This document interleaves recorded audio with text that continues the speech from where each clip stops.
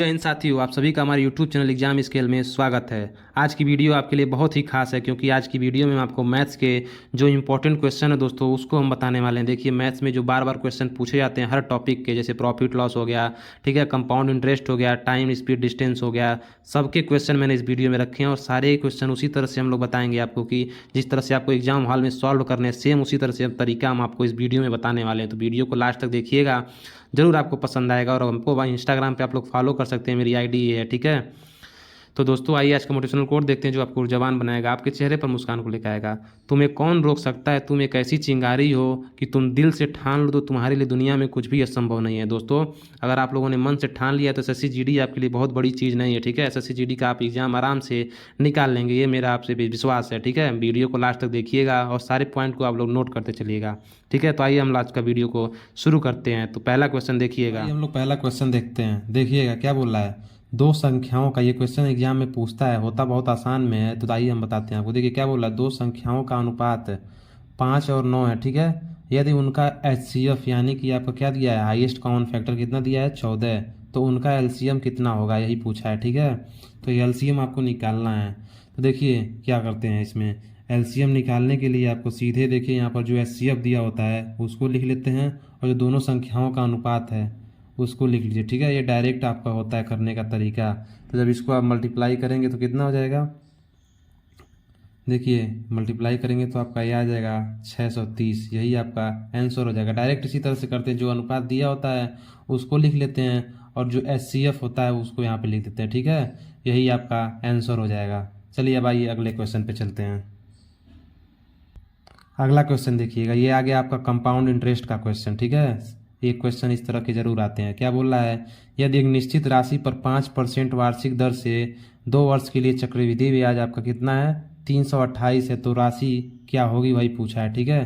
तो आइए हम लोग बताते हैं। देखिए क्या बोल रहा है, यहाँ पर आपको रेट दिया हुआ है, ठीक है। दर जो दी हुई है कितनी है, 5%।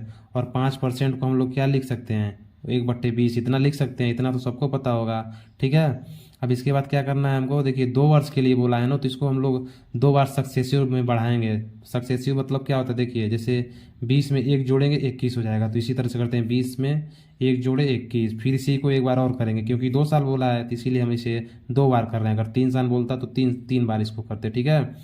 बस इतना हो गया।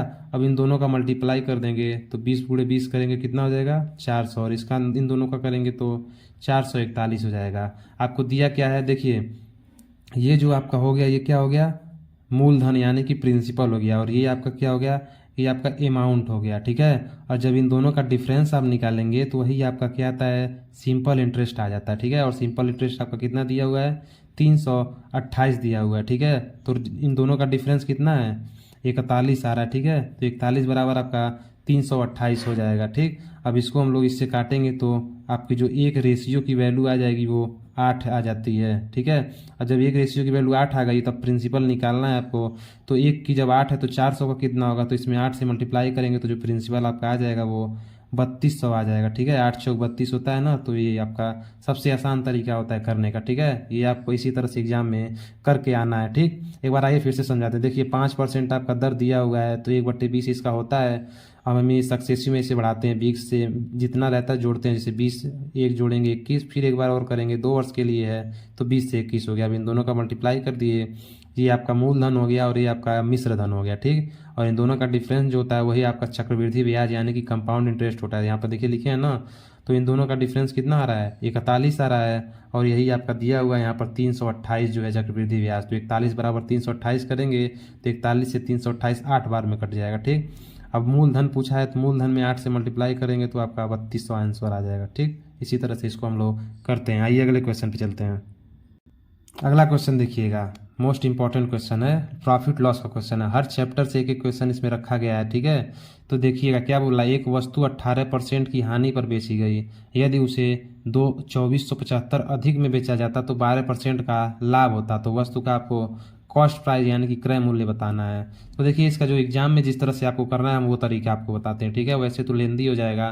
तो देखिए एग्जाम में आपको क्या करना है, कितनी हानि हो रही है, 18 की, और कितना लाभ हो रहा है, 12 का, तो बस इन दोनों को जोड़िए आप, ठीक है। तो 18% प्लस 12%, इन दोनों को हम लोग जोड़ देंगे और यही जो आपका आ रहा है वो कितने के बराबर है, 2475 के बराबर इसको कर देंगे। तो 30% बराबर आपका आ गया 2475।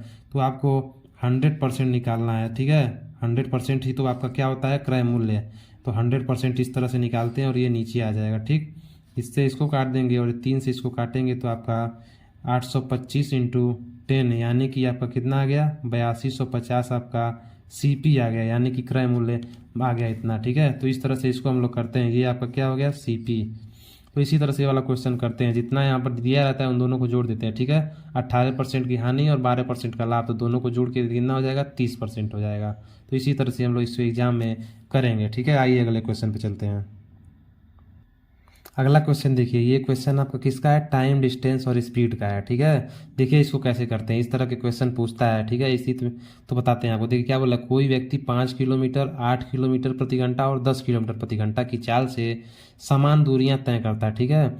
और वह कुल 2 घंटे 33 मिनट का समय लेता है, ठीक है। तो उसके द्वारा तय की गई कुल दूरी बताना है। देखिए 3 डिस्टेंस है, मतलब आपका 3 स्पीड है तो 3 तरह का डिस्टेंस होगा और तीनों डिस्टेंस आप क्या है, समान है, ठीक है।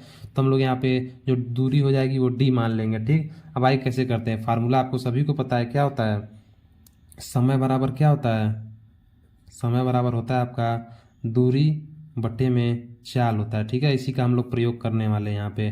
तो दूरी मान डी दिया हुआ है, अभी मैंने बताया आपको, डी मान लेंगे, डी और समान दूरी है तो तीनों का डी डी हो जाएगा। तो कितने में चलता है, ये 5 है, प्लस फिर डी आ जाएगा 8 हो जाएगा और फिर आपका डी बटे 10 हो जाएगा, ठीक। 2 घंटे 33 मिनट को हम लोग क्या लिख सकते हैं, देखिए 2 घंटे में कितना होता है, 120 मिनट, ठीक होता है ना। टाइम हम लोग निकालते हैं, 2 घंटे में आपका 120 मिनट होता है और प्लस 33 दिया हुआ है, तो मतलब ये आपका कितना हो गया, 153 मिनट हो गया, ठीक। अब इसको हम लोग घंटे में चेंज करने के लिए क्या करेंगे, 60 से डिवाइड कर देंगे, ठीक है। 60 से डिवाइड करेंगे तो ये 3 से काटेंगे इसको, तो आपका ये कितना आ जाएगा, 51/20 आ जाएगा, ठीक है। तो यहाँ पर इसको लिख दीजिए 51/20, ठीक। अब इसको सॉल्व करेंगे तो इनका एलसीएम लेते हैं, एलसीएम कितना आ जाएगा, 40 एलसीएम आ जाएगा। तो इधर देखेंगे ये 8 से 5 बार 8D हो जाएगा, इधर यहाँ पे आपका 5D आ जाएगा और इधर में आपका 4D आ जाएगा, इधर आपका 51/20 है, ठीक। अब इन सबको जोड़ेंगे तो कितना हो जाएगा, 17D/40 इक्वल टू आ जाएगा अपना 51/20। अब 17 से इसको काटेंगे 3 बार में, ठीक, और 20 से ये 40 2 बार में कट गया। तो यहाँ पे जो आपकी डी आ गया वो कितना आ गया, 3 दूना 6 आ गया। तो डी आपका इतना आ चुका है, ठीक है। अब डिस्टेंस कितना है, देखिए डिस्टेंस आपका जो दिया हुआ है, मतलब 3 स्पीड है तो 3 डिस्टेंस होगा और डिस्टेंस समान है, तो इसीलिए डिस्टेंस कितना हो जाएगा, 3D हो जाएगा, ठीक। तो 3 और D कितना दिया हुआ है, 6, यानी कि आपका 18 किलोमीटर टोटल डिस्टेंस आपने कवर किया है। तो इसी तरह से इस क्वेश्चन को हम लोग करते हैं, ठीक। अब आइए अगले क्वेश्चन पे चलते हैं। अब अगला क्वेश्चन देखिए, साझेदारी का प्रश्न आ गया, पार्टनरशिप का एक क्वेश्चन इसका भी आता है। तो आइए हम इसको बताते हैं आपको कैसे करना है। पहले क्या बोल रहा है, पढ़िएगा। ए, बी तथा सी एक कारोबार में साझेदार हैं, ठीक है। कोई कारोबार है जिसमें ए, बी, सी कारोबार में क्या है, साझेदार हैं, ठीक। यदि उनके द्वारा प्राप्त लाभांशों का अनुपात दिया हुआ है 5, 6, 7 तथा उनके निवेश इन्वेस्ट का जो समय अवधि दी है, टाइम दिया हुआ है 3, 4, 5 के अनुपात में, ठीक है। तो आपको बताना है कि ए, बी, सी ने कितने निवेश यानी कि इन्वेस्ट किए हैं, उसका अनुपात आपको बताना है। तो देखिएगा इसको, जो सबसे पहले ये जानिएगा आप लोग, जो प्रॉफिट होता है वो प्रॉफिट क्या होता है, इन्वेस्ट कितना आप लोगों ने किया है और कितने समय के लिए किया है, ठीक है। तो यही आपका क्या होता है, प्रॉफिट होता है। इतना तो आपको पता होना चाहिए, ठीक। अब यहाँ से आप लोग इन्वेस्ट निकालेंगे तो इन्वेस्ट का क्या हो जाएगा, प्रॉफिट, और टाइम इधर आ जाएगा तो टी। ऐसे आपको यही चीज़ आपको निकालना है, ठीक है। तो प्रॉफिट का दिया हुआ है रेशियो और समय का दिया हुआ है, बस इन दोनों को डिवाइड करके हम लोग आइए निकालते हैं इन्वेस्ट में, ठीक है।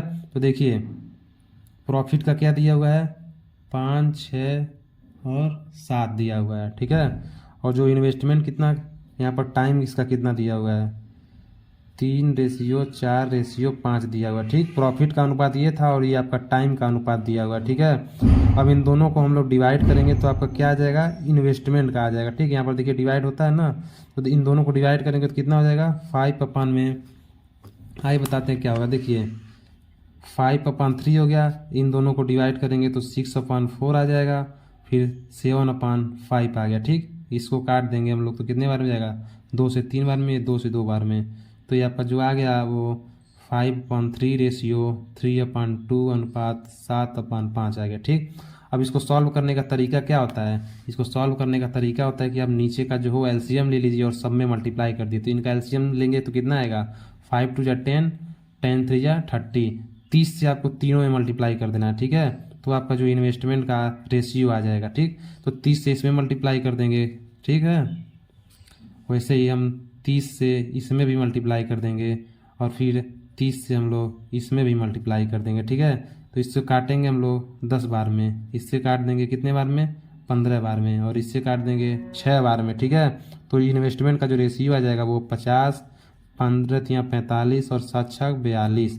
तो ये आपका आ गया इन्वेस्टमेंट का जो रेशियो। ए का ये है, ये बी का है और ये सी का है। ठीक है, तो इसी तरह से इसको हम लोग करते हैं। अब आइए अगले क्वेश्चन पे चलते हैं। ये देखिए आ गया आपका जो नल और पंप वाला क्वेश्चन होता है ना, वो देखिए इस तरह से होता है। नल, टंकी। ठीक है, क्या बोला है? दो नल एक हौज को यानी कि टंकी को क्रमशः 3 घंटे और 4 घंटे में भर सकते हैं। ठीक है, तथा एक निकासी नल है जो पानी को निकालता है, वो 2 घंटे में खाली कर सकता है। यदि तीनों नलों को एक साथ खोल दिया जाए, ठीक है, तो आपका जो टंकी है वो कितने समय में भरेगा? तो आइए इसको हम बताते हैं करने का तरीका। देखिए सबसे आसान तरीका जो एग्जाम में आप लोग करेंगे, वो पहले आप लोग ए बी सी तीनों को मान लेंगे। ठीक है, पहला कितने घंटे में भरता है? 3, बी कितने में भरता है? 4, और सी 2 घंटे में खाली करता है। तो ये माइनस में हो जाएगा जो, क्योंकि ये खाली कर रहा है। ठीक है, अब आपको तीनों का एलसीएम लेना है। ठीक है, तो तीनों का एलसीएम कितना हो जाएगा? 12 एलसीएम हो जाएगा। तो 2 से जब 12 में डिवाइड करेंगे तो 6 आ जाएगा। ठीक, 4 से 12 में डिवाइड करेंगे तो 3 आ जाएगा, और 3 से 12 में डिवाइड करेंगे तो कितना आ जाएगा? 4 आ जाएगा। ठीक है, इतना आ गया। अब देखिए क्या बोल रहा है कि तीनों को एक साथ खोला जाए। अब तीनों को देखिए, ये आपका इसका मतलब क्या हुआ? 4 3 और -6 का जो ए है आपका, वो एक दिन में 1 घंटे में 4 यूनिट भर रहा है। ठीक है, बी 1 घंटे में 3 यूनिट भर रहा है, और जो सी है वो 1 घंटे में 6 यूनिट खाली कर दे रहा है। तो देखिए जब तीनों को एक साथ खोला जाएगा, यानी कि ए प्लस बी प्लस सी, इन दोनों को एक साथ खोलेंगे तो कितना 1 घंटे में काम होगा देखिएगा। तो देखिए ए का कितना है? 4 + 3। ठीक है, और बी सी कितने में? -6। तो ये टोटल आपका कितना आ जाएगा? 1 यूनिट भरेंगे सब कितने देर में? 1 आवर में। ठीक है, 1 घंटे में 1 यूनिट भर रहे हैं, और भरना कितना है आपको? ये जो 12 यूनिट है ना, इतना ही भरना है। तो इधर 12 से मल्टीप्लाई कर देंगे, इधर भी 12 से मल्टीप्लाई कर देंगे। मतलब कि आपकी जो टंकी है वो कितने घंटे में भरेगी? 12 घंटे में भरेगी। ठीक है, यही आपका आंसर हो जाएगा। इसी तरह से हम लोग इसको करते हैं। अब आइए अगले क्वेश्चन पे चलते हैं।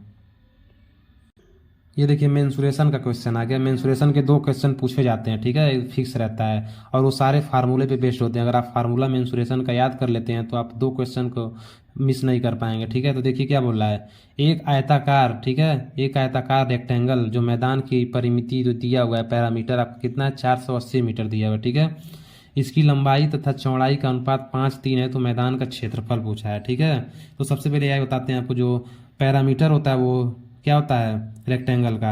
2L + B, ये आपका रेक्टेंगल होता है, और ये दिया कितना है? 480 मीटर दिया हुआ है। ठीक है, तो यहाँ से 2 को उससे काट देंगे तो जो L + B आपका आ जाएगा वो 240 मीटर आ जाएगा। ठीक है, इतना आप लोगों को पता होगा। इससे हम इक्वेशन फर्स्ट लिख लेते हैं। ठीक है, उसके बाद क्या बोला है? लंबाई जो आपका लेंथ और ब्रेड्थ का जो आपका अनुपात दिया हुआ है 5 और 3 में है। अब इसको हम लोग मान लेते हैं 5x और इसको मान लेते हैं 3x। रेशियो में दिया होता है तो इस तरह से मान लेते हैं। ठीक है, और इन दोनों को लंबाई और जो चौड़ाई इसको इस इक्वेशन में रख देते हैं। ठीक है, तो ये कितना हो जाएगा? l की जगह पे 5x रख दिए और b की जगह पे 3x, और ये हो गया 240। अब इन दोनों को जोड़ेंगे तो 8x = 240 हो गया। तो यहाँ से आपकी जो x निकल के आ जाएगा, 8 से ये कट जाएगा, 30 आ जाएगा। ठीक है, इतना आ गया। ठीक, अब देखिए x की वैल्यू 30 आ गई। अब इन दो यहाँ पे हम लोग x की वैल्यू रखेंगे, तो x की वैल्यू यहाँ रखेंगे तो लेंथ आपका कितना हो जाएगा? 5 3 जा 15, यानी कि 150 आपका लेंथ हो गया इसका 150 मीटर, और ब्रेड्थ कितना हो जाएगा? 90 मीटर हो जाएगा। ठीक, इस तरह से निकाल लिए। अब आपका जो क्षेत्रफल होता है वो क्या होता है? क्षेत्रफल जो होता है आपका वो होता है क्या? लंबाई गुणे चौड़ाई होता है। यही तो होता है आयताकार भाग का आपका जो क्षेत्रफल होता है। तो लंबाई कितना है? 150, और ब्रेड्थ कितना है? मतलब कि चौड़ाई 90 है, तो 15 × 9 = 135, मतलब कि आपका इतना आपका क्षेत्रफल हो जाएगा रेक्टेंगल का। ठीक है, तो इसी तरह से हम लोग इसको करते हैं। तो इसे याद रखिएगा आप लोग। ठीक है, फार्मूला आप लोग मेंसुरेशन का याद कर लीजिएगा, बहुत ही योग आपके लिए यूजफुल होगा। अब आइए अगले क्वेश्चन पे चलते हैं।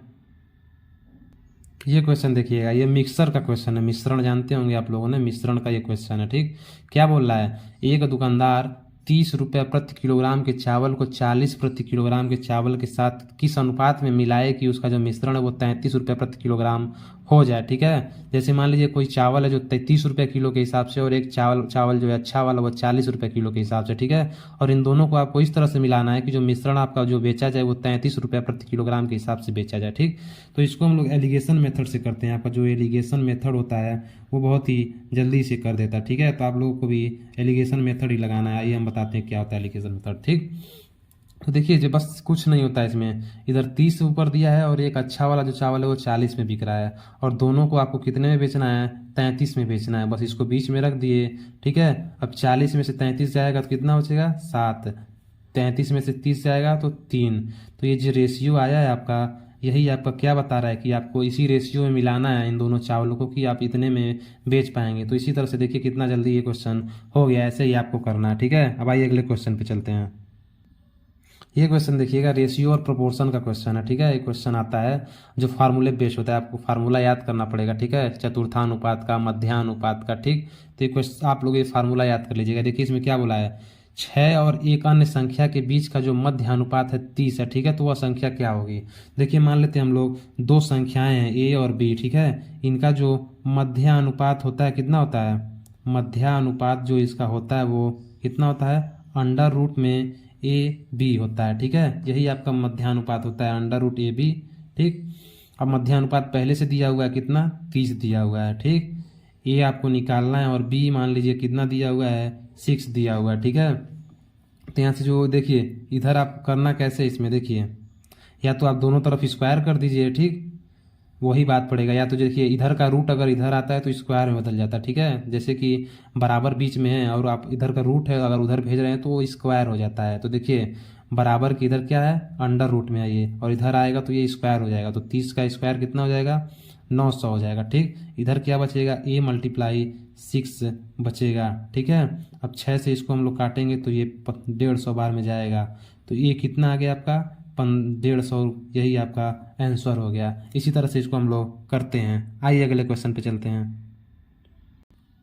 हाँ, तो देखिएगा ये अगला क्वेश्चन जो 10 नंबर का है बहुत ही इंपॉर्टेंट क्वेश्चन है। ठीक है, ये टाइम स्पीड डिस्टेंस का जो है एवरेज वाला फार्मूला इसमें लगता है। देखिए इस क्वेश्चन में क्या बोल रहा है, यदि कोई रेलगाड़ी 72 किलोमीटर प्रति घंटा की चाल से चलती है तो यह अपने गंतव्य स्थान पर 15 मिनट की देरी से पहुंचती है। ठीक है, यद्यपि यह 90 किलोमीटर की चाल से चले तो अपने गंतव्य स्थान पर ये 5 मिनट की देरी से पहुंचती है। तो यात्रा तय करने में सही समय ज्ञात करना है आपको। ठीक है, ध्यान से क्वेश्चन को पढ़िएगा आप लोग। ठीक, अब आइए बताते हैं इसमें क्या फार्मूला लगने वाला है।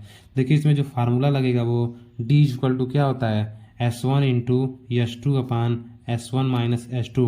क्योंकि यहाँ पर देखिए अंतर का आया है इसीलिए यहाँ पर माइनस हो जा रहा है। ठीक, अगर यहाँ पर सिर्फ जो टोटल अगर टाइम दिया होता तो आपको यहाँ पर प्लस लगा देते। यहाँ पर देखिए देर हो रहा है और यहाँ पर जब देर हो रहा है तो इसीलिए यहाँ पर हम लोग माइनस कर दिए। ठीक है, और ये आपका हो जाएगा यहाँ पे टाइम डिफरेंस हो जाता है। ठीक है, और बट्टे में 60 हो जाता है क्योंकि ये मिनट में रहता है यहाँ पर देरी, इसीलिए नीचे हम लोग 60 से डिवाइड करते हैं। तो ये फार्मूला आप लोग नोट कर लीजिएगा। ठीक, अब आइए हम इसमें वैल्यू को रखते हैं। ठीक, जब वैल्यू रखेंगे हम लोग यहाँ पे तो 72 गुणे 90 और इन दोनों का डिफरेंस कितना हो जाएगा, 18 हो जाएगा। और टाइम देखिए कितना डिफरेंस दोनों का निकालेंगे, 15 मिनट देर हो रहा है और इधर 5 मिनट, तो 15 में से 5 जाएगा 10 आ जाएगा। ठीक है, और नीचे आप 60 लिख देंगे। ठीक, अब इसको हम लोग काटेंगे, 30 से इसको काटेंगे 2 बार, 30 से ये कट गया 3 बार। ठीक है, 3 से ये कट गया 6 बार, 6 से ये कट गया 12 बार में। ठीक, 2 से ये कट गया 5 बार, मतलब कि आपका जो आ गया डिस्टेंस वो कितना आ गया, 60 किलोमीटर आ गया। ठीक है, डिस्टेंस आपका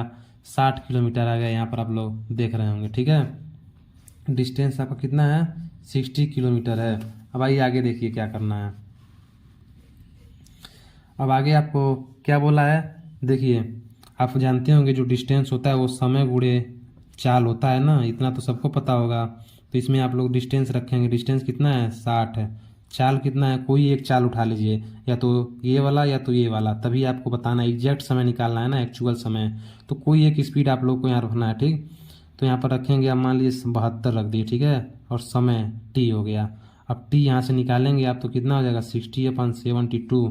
और इसको जब काटेंगे हम लोग 5/6 यानी कि 50 मिनट हो जाएगा। ठीक है, अब बहुत लोग को यही कंफ्यूज हो जाएंगे कि 5/6 को हम 50 मिनट कैसे लिख दिए। तो देखिए क्या होता है, इस साइड में देखिएगा, देखिए 5/6 आवर में है, इसको हम लोग मिनट में चेंज करने के लिए 60 से मल्टीप्लाई करेंगे और 6 से इसको काटेंगे 10 बार, तो ये 10×5 = 50 मिनट हो जाएगा। ठीक है, इसी तरह से इसको कर दिया।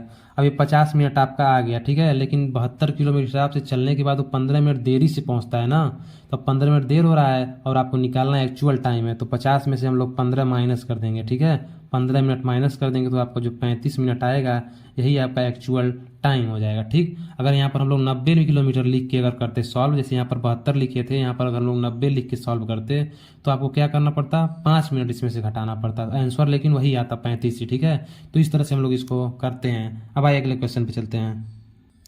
अब देखिए अगला क्वेश्चन, ये क्वेश्चन देखिए इस बार हर बार एग्जाम में ये वाला क्वेश्चन पूछा जाता है। ठीक है, और इस क्वेश्चन को करने का सबसे आसान तरीका होता है कि आप इसे वेन डायग्राम से करिए। जो वेन डायग्राम होता है इसे को आपको लगाना पड़ता है। तो आइए हम बताते हैं आपको कैसे होगा।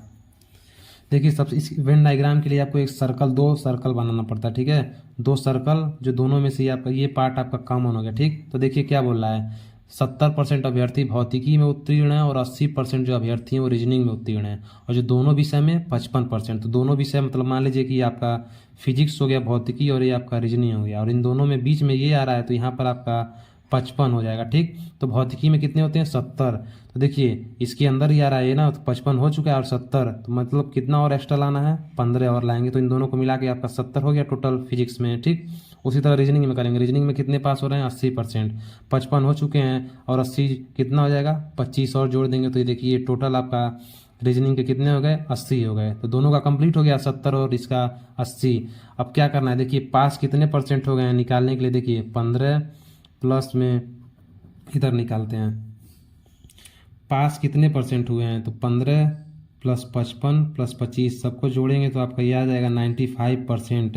मतलब 95% पास हैं, तो फेल कितने परसेंट हुए, 5% हुए, यही आपको निकालना था। ठीक है, इसी तरह से हम लोग इसको करते हैं। अब आइए अगले क्वेश्चन पे चलते हैं। ये क्वेश्चन देखिएगा, बहुत ही आसान क्वेश्चन है, लेकिन बहुत लोग इसमें कन्फ्यूज जाते हैं। देखिए क्या दिया हुआ है, एक्स और वाई का रेशियो दिया हुआ है 6 और 5 में। ठीक, और जेड और वाई का रेशियो दिया हुआ है 9 और 25। देखिए यहाँ पर अब वाई का क्या दिया हुआ है, 5, और यहाँ पर वाई का दिया हुआ है 25। तो इन दोनों को हम लोग को बराबर करना रहता है, क्योंकि जो दोनों में अगर कॉमन जो रहता है ना, उसी को हम लोग बराबर करते हैं। तो दोनों में वाई कॉमन है, तो यहाँ 5 है और ये 25 है, तो इसको बराबर करने के लिए क्या करेंगे, यहाँ हम लोग 5 से मल्टीप्लाई कर देंगे, तो 5×5 = 25, इधर भी 25। ठीक, तो जब यहाँ 5 से मल्टीप्लाई होता है तो यहाँ भी 5 से मल्टीप्लाई होता है। ठीक, तो जो एक्स और वाई का रेशियो आ जाएगा, कितना आ जाएगा, 30 और 25 आ जाएगा। ठीक, 30 25 आ गया और इधर 25 और ये 9 आ गया। अब आपको पूछा क्या है, एक्स और जेड का रेशियो पूछा है, तो एक्स का ये हो गया और जेड का ये, यानी कि आपका जो एक्स और जेड का रेशियो आ जाएगा वो कितना आ जाएगा, 30 और 9 आ जाएगा। 3 से इसको काटेंगे 10 में और 3 से ये, मतलब कि 10:3 आपका आंसर हो जाएगा। इस तरह से हम लोग इसको करते हैं। ठीक है, अब आइए देखिएगा, ये थे आज के क्वेश्चन। अब ये आपको जो रीजनिंग का क्वेश्चन है, इसे आप लोगों को सॉल्व करके कमेंट बॉक्स में इसका जवाब देना है कि इसका आंसर क्या होगा। देखिए इसी तरह से दिया है 9 खाना, यहाँ पर आपको बताना है कि क्या पर यहाँ पर भरना है। ठीक है, बाकी ऐसे दिया हुआ। ठीक, ऑप्शन देख लीजिए 8, 12, 15 और 17। कमेंट करके ज़रूर बताइएगा कि इसका आंसर क्या होगा। अगर वीडियो पसंद आई हो तो लाइक, शेयर और सब्सक्राइब जरूर करिएगा। Thank you for watching.